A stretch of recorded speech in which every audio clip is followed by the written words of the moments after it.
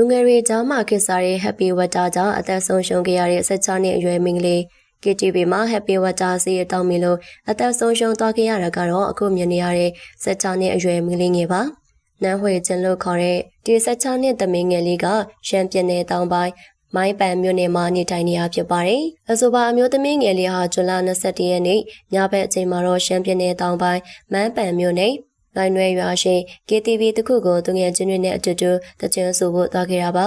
အဆိုပါအသက်16နှစ်အရွယ်မိန်းကလေးငယ်နန်းဟွန်ကျင်းဟာသူငယ်ချင်းတွေနဲ့အတူယနေ့ခေတ်လူငယ်တွေကြားမှာရေပန်းစားနေတဲ့ Happy Water ဆေးချဆေးရတောက်ပြီးတဲ့နောက်ဆေးလွန်ကားတည်ဆုံသွားခဲ့တာဖြစ်ပါတယ်Happy Water ဆိုတာကတော့ယနေ့ခေတ်လူငယ်တွေကြားမှာခေတ်စားနေတဲ့အရာတစ်ခုပါ Happy Water ဟာဓာတုဗေဒဆေးမှုတွေဖြစ်ကကော်ဖီမော့အထုပ်လိုဓာတ်စားမှုလိုပါပဲ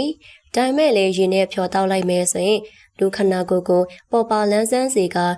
စိတ်ဓာတ်တက်ကြစေပြီးကကြင်ကုန်ကျင်စိတ်တွေတိုးပွားလာစေတာဖြစ်ပါတယ်။ဒါကြောင့်လေယနေ့ခေတ်နိုင်လိုက်ကိုပြတ်တန်းနေကြတဲ့လူငယ်တွေကြားမှာ Happy Water ကခေတ်စားနေရဖြစ်ပါတယ်။ဒါပေမဲ့လေ Happy Water ဆိုတာနာမည်သာလှပေမဲ့သူ့ရဲ့ဘေးထွက်ဆိုးကျိုးအန်တီကမနေလာပါဘူး။ရှင်းရှင်းပြောရရင် Happy Water တွေမှာကက်တမင်နဲ့လူခန္ဓာကိုယ်နဲ့အုံနောက်ကိုဖျက်ဆီးစေတဲ့ဓာတုဓာတ်ပစ္စည်းတွေပါဝင်နေတာဖြစ်ပါတယ်။ဒါကြောင့်လဲ Happy Water ဟာနှလုံးနဲ့အုံနောက်ကိုစိုးဝါစွာပျက်စီးစေတာပါ။ဒါကြောင့်လဲလူငယ်တွေဟာညဘက် night club တွေ KTV တွေမှာပျော်ကျင်ပါခြင်းလို့ Happy Water သုံးကြပေမဲ့ဆေးရှင်ကျသွားရင်ခန္ဓာကိုယ်ဟာနှစပင်ပန်းမှုတန်ကိုခံစားရဖြစ်ပါတယ်။ဒါပေမဲ့လည်းအခုခေတ်လူငယ်တွေကြားထဲမှာ Happy Water ကကီတို့ICE တို့လိုဆေးဖြတ်လွယ်ကိုစွာတောက်သုံးနေကြဖြစ်ပါတယ်။အထူးသဖြင့်ရေနဲ့အလွယ်တကူဖြောတောက်လို့ရတာကြောင့်လူငယ်တွေကြားထဲမှာ Happy Water မတောက်ရင်ခင်မမီသလိုဖြစ်လာတာပါ။အခုဆိုရန်ကုန်မန္တလေးတောင်ကြီးစတဲ့ပြည်နယ်အနှံ့ကမြို့ကြီးတွေတော်တော်များများမှာ Happy Water ကို